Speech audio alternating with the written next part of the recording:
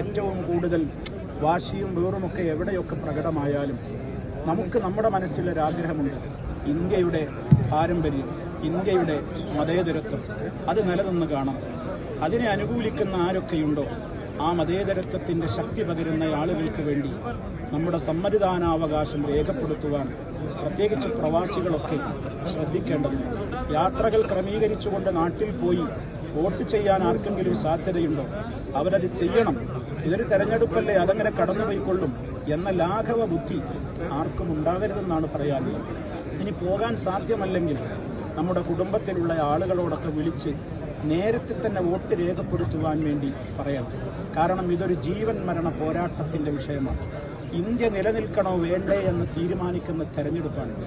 അതുകൊണ്ട് തന്നെ ഇന്ത്യയെ തകർക്കുവാനും അതിൻ്റെ കൃത്യമായ സമാധാനാന്തരീക്ഷത്തെ ഏറ്റവും വലിയ രൂപത്തിൽ കുഴിച്ചു മൂടുവാനും ഫാസിസം എല്ലാവിധത്തിലുമുള്ള ശ്രമങ്ങൾ നടത്തുമ്പോൾ ആ ഫാസിസത്തിനെതിരെ പോരാടുവാൻ നമ്മുടെ ചൂണ്ടുവിരലുകൾ ആയുധമാക്കിക്കൊണ്ട് നമ്മൾ പോരാടണമെന്നാണ് ആവർത്തിച്ചാവർത്തിച്ച് ഓർമ്മപ്പെടുത്തുവാനുള്ളത്.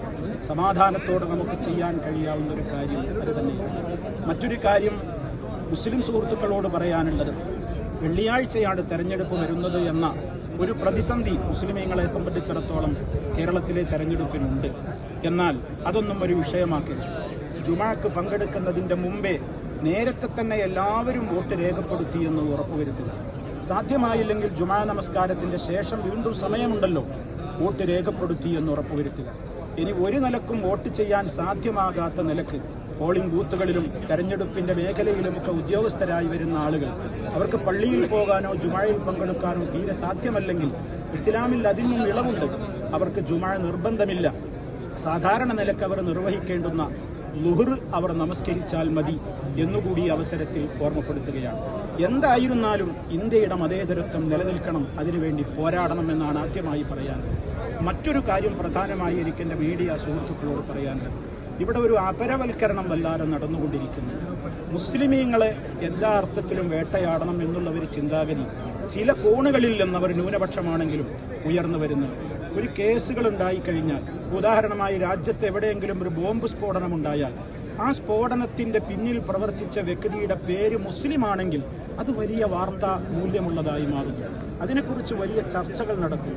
അത് കൊട്ടിഘോഷിച്ച് അതിനെതിരെയുള്ള പ്രചരണങ്ങൾ അതൊരു മതത്തിലേക്ക് കൂട്ടിക്കെട്ടി ആ മതത്തിൻ്റെ സമാധാനത്തിൻ്റെ പ്രശ്നമാണത്, ആ മതത്തിൻ്റെ തകരാറാണത് എന്ന് ചേർത്തുകൊണ്ട് വായിക്കുന്ന അത്യന്തം പക്ഷപാതപരമായ അപരവൽക്കരണത്തിൻ്റെ ഒരു നയം സമൂഹത്തിൽ കാണുന്നുണ്ട്.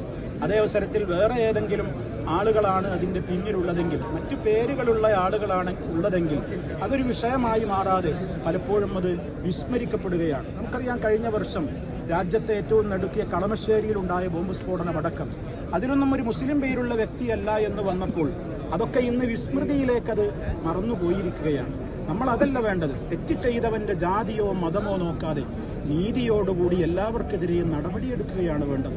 അതല്ലാതെ ഒരു മതത്തിൻ്റെ വക്താക്കളാണോ എന്ന് തെരഞ്ഞു പിടിച്ച് അവരെ പാർശ്വവൽക്കരിക്കുകയും അതല്ലെങ്കിൽ അപരവൽക്കരിക്കുകയും ചെയ്യുന്ന ഒരു പ്രവണത ഒരിക്കലും ഇന്ത്യയിലെ ഒരു പൗരനിൽ നിന്നും ഉണ്ടാകുവാൻ പാടില്ല.